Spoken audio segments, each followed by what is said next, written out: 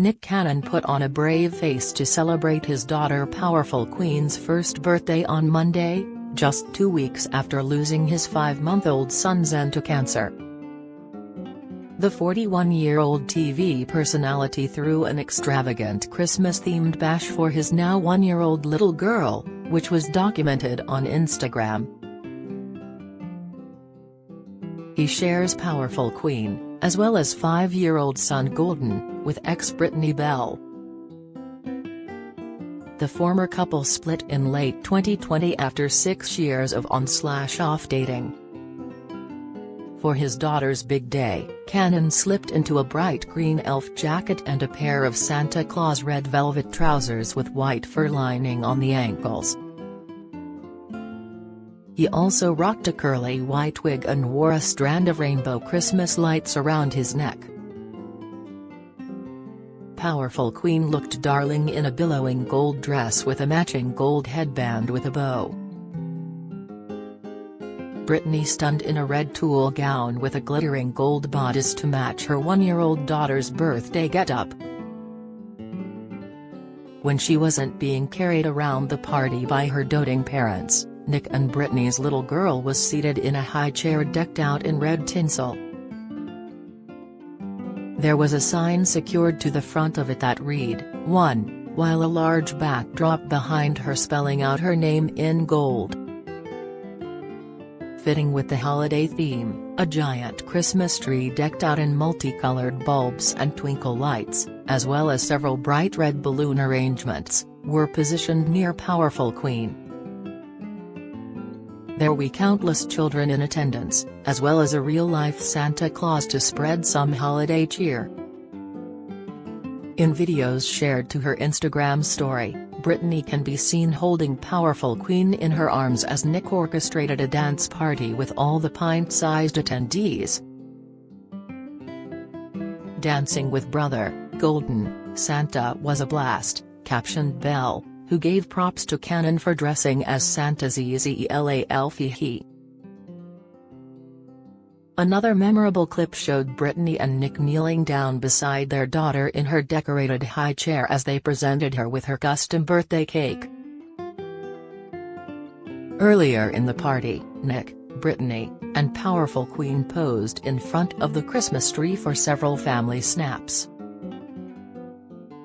"We made it snow in LA," captioned Bell on another Instagram story video that showed her sledding outdoors with son Golden atop mounds of imported snow.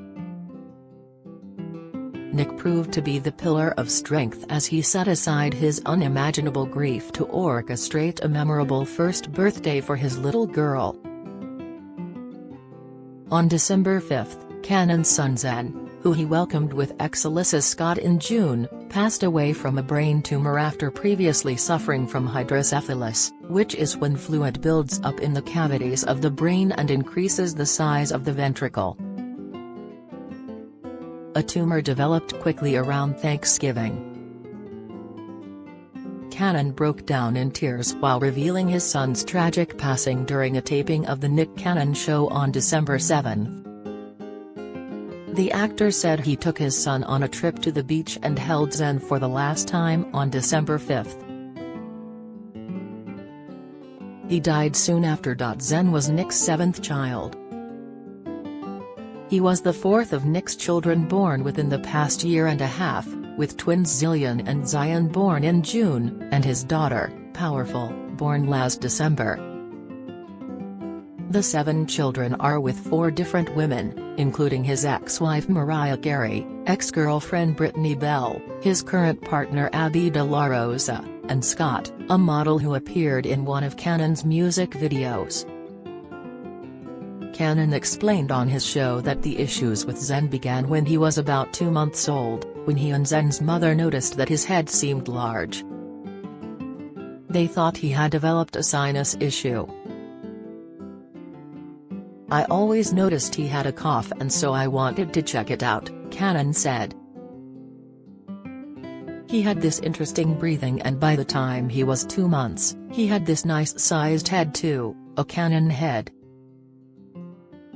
We didn't think anything of it. But I wanted to take him to the doctor for his sinus and breathing.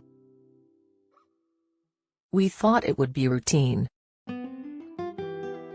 But instead, the baby had to have brain surgery and a shunt put in place to drain the fluid. From there, Cannon said, things just got worse. This weekend, I made a valid effort to spend the most quality time with Zen, Cannon told his audience. We woke up on Sunday and went to the ocean with him and Alyssa, and then I had to fly back to New York for the show. I got a call on my way to the airport to head back to Zen. Cannon recounted how he held his son for the last time, saying, "You can't heal until you feel." Hydrocephalus affects 1 or 2 of every 1,000 babies born in the United States, according to Johns Hopkins Medicine. Approximately 50% of the affected patients die before 3 years of age and about 80% die before reaching adulthood. Cannon said he returned to work so soon after the tragedy because working in show business is all he knows. "I prayed for God's strength, and that's why I'm here today, because I know He puts the most and heaviest weight on the shoulders of His strongest shoulders," Cannon said. He dubbed the episode of his show a celebration of life for Zen. In August, Cannon was told the child was diagnosed with a high-grade glioma, a rare and aggressive form of brain cancer. High-grade gliomas are tumors found in the brain and spinal cord. Doctors did what they could, but the tumors kept growing.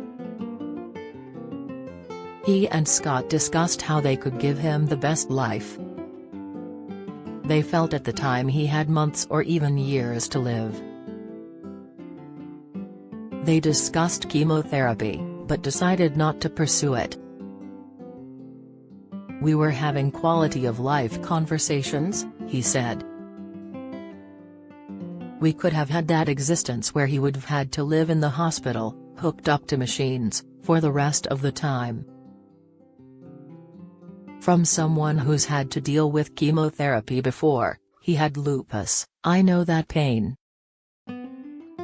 To see that happen to a 2-month-old, I didn't want that.